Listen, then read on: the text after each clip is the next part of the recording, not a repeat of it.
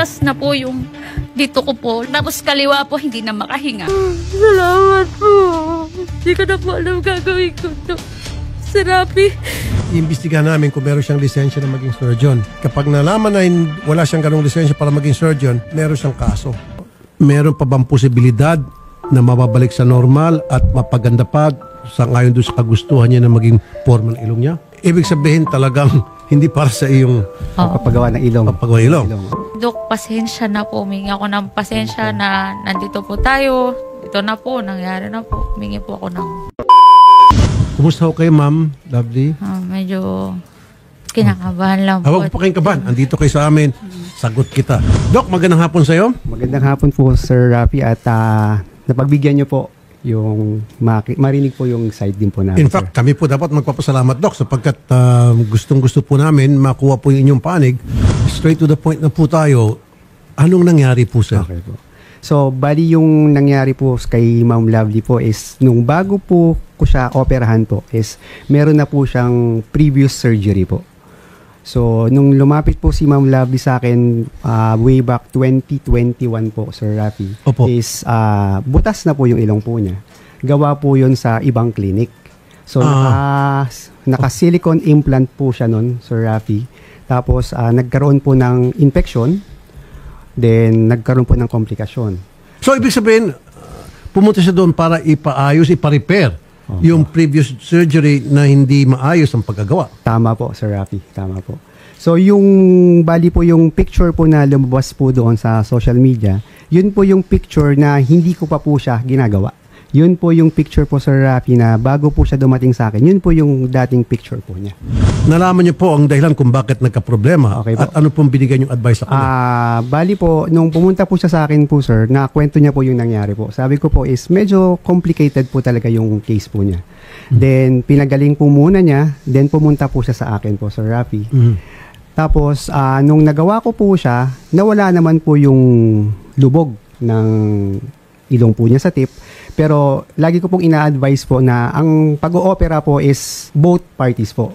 Is lalo na po sa part po ng pasyente na ang pag-oopera po kasi is once na umalis na po sila sa operating room po, is 24/7 po is kailangan niya pong alagaan yung ilong po niya. Unang-una po is dapat po yung tamang paglilinis po, yung gagamitin niya pong mga cotton buds, pag-inom po ng antibiotic, and pati po yung lifestyle po, sir, na una po, hindi po maninigarilyo. Yung environment po, dapat po malinis po siya. Hindi maninigarilyo ng gaano kahaba?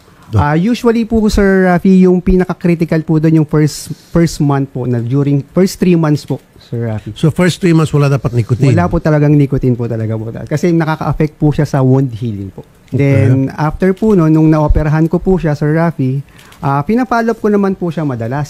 So napunta po siya sa clinic. First 3 months po, okay naman po. Then yung mga dumating na months po, nag-send po siya ng picture. At sabi ko parang nagsisimula po ulit magkaroon ng infection. Okay? So sabi ko po is magbigay po ako ng antibiotic. Then mag-follow up po siya after. Then ang naging problema po, Sir Rafi, is nakabalik po siya mga after a year pa po yung Sir Rafi. Nakabalik po siya. And nung pumunta po siya sa clinic, ang sabi ko po sa kanya, bakit ngayon lang po kayo nakabalik? Ang nangyari po is medyo na-busy daw po si Ma'am Lovely. So, yung time frame po, sir, ng more than a year po na dahil po may infection, medyo may damage po talaga dun sa nose po niya. So, as a doctor po, kailangan ko po siyang linisan po yung ilong po niya, and kailangan po tanggalin po yung infection po, yung mga nana, yung nakalagay po na implant. And during that surgery po, sir, wala naman po akong pinababayad po sa kanya. Anything po, wala po akong pinababayad. And very open naman po yung communication po namin ni Ma'am Lovely. So, anything na kailangan po niya, sasabihin lang niya po sa akin. And hindi ko naman po siya tinataguan po, sir. So, okay, Doc, thank you for that. Ano ba tawag doon sa ginawa niyo procedure? Rhinoplasty po, Sir Rafi. Rhinoplasty. Pakipaliwanag po ano sabihin ng rhinoplasty. Ang rhinoplasty po, sir, ito po yung procedure kung saan po i-enhance po natin yung ilong po ng pasyente. Then, gagamit po tayo ng, sir, ng cartilage po, galing po sa tenga po niya. Yan po ilalagay po natin sa tip. para ma-enhance din po. Okay. Then, kukuha po tayo ng material po. Yung ginamit po nating material po sa kanya, yan po yung Gore-Tex implant na material po. Okay. So, usually po, sir, nagkakaroon po ng problema kapag nagkakaroon po ng break sa skin na hindi po maayos yung, mostly yung paglilinis po. So, in her case, nagka-infection? Nagka-infection po, sir. Nagka-infection po yung ilong niya. Then, ang naging problem po is hindi po siya nakabalik po agad. So, yung... Hindi nakabalik ng gaano katagal? It's more than a year po, sir, eh. Una po, syempre po, yung sinabi ko nga po, wala rin akong trabaho. Hindi rin po ako basta-basta makapunta ng clinic po ni Doc. Kaya po, hindi rin ako nakabalik. Namin ko, Doc, pasensya na po kayo sa gano'ng ano ko. Kasi po, eto rin po, yung takot na rin po na magpa-opera pa ulit.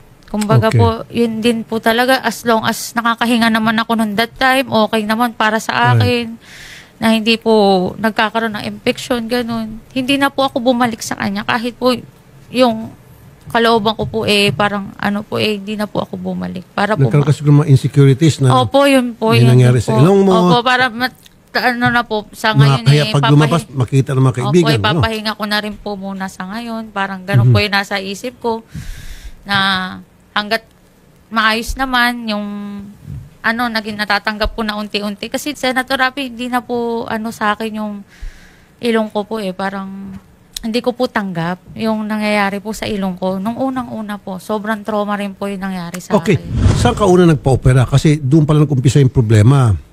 So, nung pumunta ka kay Doc, meron ng hindi magandang nangyari sa previous surgery. So, parang repair na lang gagawin niya. Tama ba? Opo. So, anong clinic yun yung unang pinuntahan mo?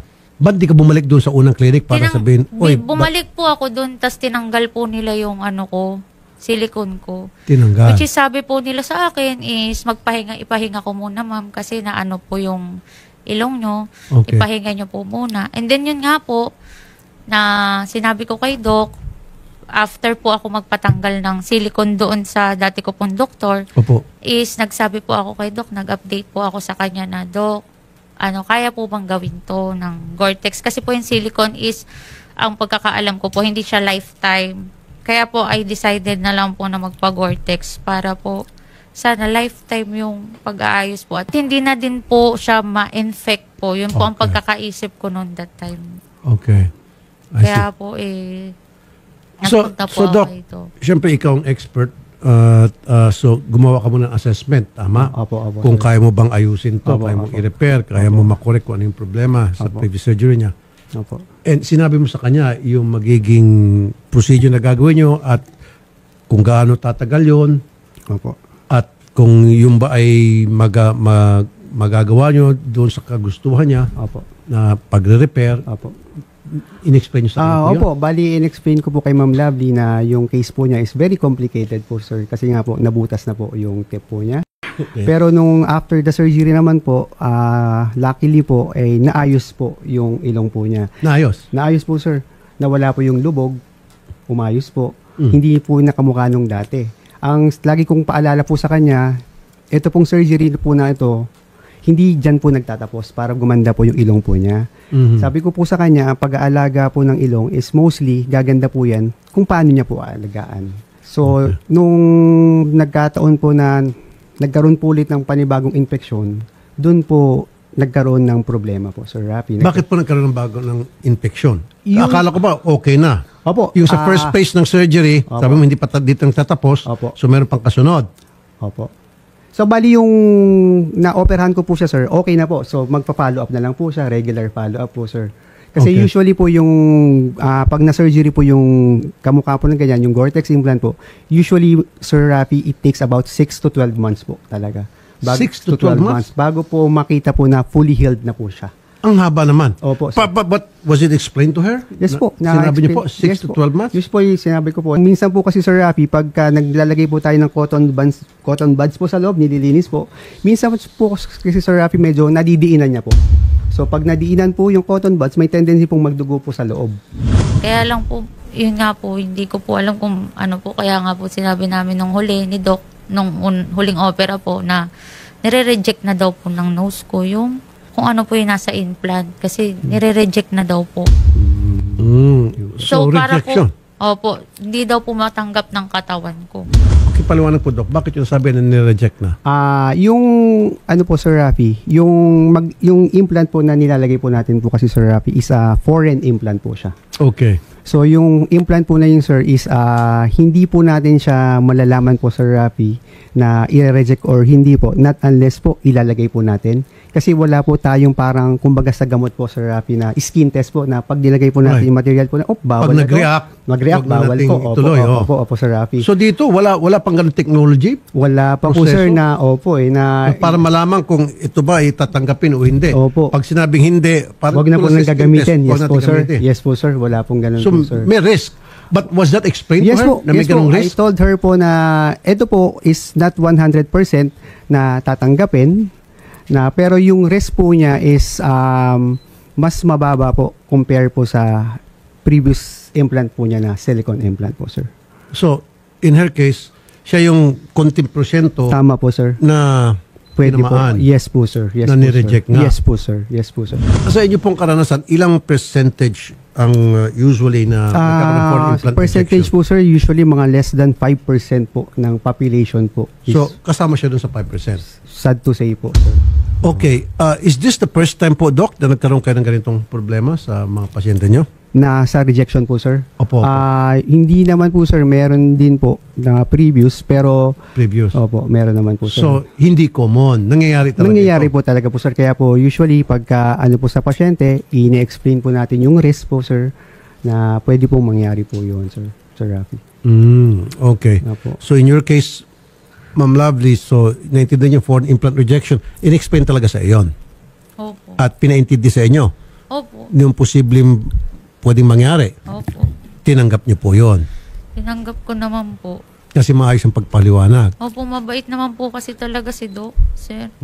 Okay. Ano naman po siya, di po sa pag-ano, kasi po, kaya po kami din nagtagal ng 4 na taon ng ganito. Kasi hindi naman po niya rin ako pinabayaan. Sir. Kaya okay. lang po, sobrang naano lang po ako sa utak ko po kasi nalito lang po. Kaya po ako napunta rin dito, sir. Kasi nalito na po ako, hindi ko na po alam kung ano yung gagawin ko sa nose ko. Kasi may butas na naman po siya. So para po, ano lang, maklaro na rin po sana kung ano po yung dapat gawin sa ilong ko talaga. Kung Okay. ano po yung dapat na gawin para po matigil na rin yung ganitong opera ng opera. Okay. Paano nagkaroon ka ng trauma? Opo. Okay. Well, anyway, ma'am, andito naman si Doc. Kasi pumunta rito para magpaliwanag. At kanina, meron kayong ino-offer sa kanya, Doc. Opo. Ano po yun? Gusto ko manggaling po sa inyo. Sabi ko naman po sa kanya, kay Ma'am Lovely, is hindi ko po siya pababayaan. Ayusin po natin lahat po ng kailangan po para maging maayos po yung ilong po niya. Wala naman po siya kailangan sagutin or anything po. Gustong namin malaman lahat. Alam niyo naman po yung sitwasyon ng ilong niya ngayon, ano? Opo. Meron pa bang posibilidad na mababalik sa normal at mapaganda pa sa ngayon doon sa kagustuhan niya na maging forma ng ilong niya? Kaya pa po. Will that still happen? Yes po sir. Kaya po siya po. Anong klaseng repair procedure ang gagawin niyo? Ang isang option, actually yung po yung pinaka last na option po sir, na ano po is yung rib cartilage po. Kukuha po sa tadyang niya. Yun po sir is hindi na po yun i-reject po sir kasi po yun po is galing na po sa katawan po niya. Yun po. So anong percentage? Kanina sabi mo 5%. Yung Okay. foreign implant rejection pag galing sa tenga. Yes po. Ngayon pag galing sa rib, ilang percentage? Ang rib cartilage po sir is definitely wala na po siyang rejection. Pero sir, Why? galing na po sa katawan niya po yun sir eh. Bali po yung rib cartilage po niya sir, hindi na po siya mare-reject. Pero, Kasi katawan niya po. Pero, Katawan niya galing. pwede pa rin po siyang ma-infect kung hindi niya po maaalagaan po sir. So ibig sabihin, kung ano advice ni doktor after surgery, sundin mo talaga. Opo. Kasi kapag nagka-infection pa rin, Sinisikap ko naman po, sir. ibig sabihin talagang hindi para sa iyong Oo. Papagawa ng ilong. Papagawa ng ilong. Opo. Now, papayag ka ba na babalik pa kay doktor o kay doc or hanap ka ng ibang doktor? Opo. So babalik Kasi ka dito kay doc? naman po ako na gusto ko lang po din talaga na maayos at makabalik po ako sa buhay ko dati. Of course, naunawaan ko po Tagal ko yan. na po kasing talagang tenga sa bahay. Yes, ma'am. Yun, Habang wala po kayong trabaho, ma'am, susuportan lang po yung programa sa inyo. sige lang. Paalang-alang po sa anak ninyo. magbibigay kami ng tulong pinansyal Sige. hanggat hindi ho kayo naka-recover ng tuluyan at hindi kayo nakapagtrabaho. Pero Doc, pag naayos na siya sa surgery niya, ilang araw after na pwede na siya makapagtrabaho, pero ingat lang. Opo. Yun po, una-una sir, maingat po talaga dapat. So, depende po kasi sa trabaho po, bigat po ng trabaho po, Sir Rafi. Kung ang trabaho naman po ni Ma'am Lovely is hindi na po masyadong magbubuhat po ng mabibigat po, ganun po, sir. Pagkatapos surgery, gusto magtrabaho. Anong trabaho ang papasukan nyo? Gusto ko po sana kahit magnegosyo na lang kasi hindi ko po alam kung saan pa ako mag-a-apply, kung saan po mag-start. Wala pa sige. po akong Sige. plano po. Ilan bang anak niyo po? 3 po. Sige, matutulungan ko dyan. Kayo dyan. Yung programa po tutulong sa inyo dyan. Sige. Okay. So pag negosyo siguro, tinda-tinda, hindi naman siguro Hindi naman po masyadong mabigat yun po, Sir Rafi. Kahit mga after a month, pwede na po siya. After a month, pwede na Pwede siya. na po, sir. Pwede na po, sir. Pero pala. yung pag-alaga po niya, sir, dire-diretso pa din po talaga na maglinis. Ganun po, wag pong kutkutin po yung sugat. Pero dapat yung paano communication niyo po Yes sa kanya tuloy-tuloy. Yes po. Alam po ni Ma'am Lovely po yan na ang communication po namin is very open po. Dok, pasensya na po. Humingi ako ng pasensya na nandito po tayo. Ito na po, nangyari na po. Humingi po ako ng I-suggest sa inyo. at it's up to you kung at the end of the day, decision mo pa rin. Kukuha tayo ng second opinion. Alam mo naman, Doc, yung ganun sa medical practice, ano? Alam po. Opo. You have the right to get a second opinion. Kaya nga, nandiyan si Dr. Pacifico Cruz para advise ang sabihin sa iyo yung magiging kalalabasan kapag pinagpatuloy mo pa rin yung payo sa ilong mo through the rib Cartilage. cartilage. Opo, Sir Rafi. So you need second opinion. And then, doon sa sinabi na nilang pareho, titimbangin mo yung kung ano sa tingin mo mas maganda. Okay ka sa ganon. Sige po. So, kukuha tayo ng second opinion, that is Dr. Pacifico Cruz, isang plastic surgeon din. And then, bibigyan niya ng advice, and then after that, mag-decide ka. Okay po. Base doon sa advice na makukuha mo kay Dr. Cruz at saka kay Doc. Okay sa yan? Okay. Okay sa Doc. Opo. Opo, sir. Anything po basta mapabuti lang po talaga yung ilong din po ni Ma'am Lovely. Yun din po yung gusto ko po talaga po, Sir Rafi. Dr. Cruz? Hi, hello po. Sige po, tulad ng pangako po namin, papuntahin po namin dyan si Lovely para kumuha po ng second opinion po sa inyo. So kayo po ay makipag-usap sa kanya, magbibigay ng advice at pag-usapan nyo kung paano po yung gagawing pag-repair. At nabanggit nga po kanina ni Dr. Edmond yung rib cartilage daw po. Narinig niyo po, Yeah. Doc? Oh, I see. Oh, yes po, Senator. Yes, Senator. Okay po. Okay ba yon yung rib cartilage? Hindi na magkakaroon ng rejection kasi sariling katawan na yon kumpara doon sa una, yung Gore-Tex. Tama ba, Doc? Yes po. Theoretically po, no,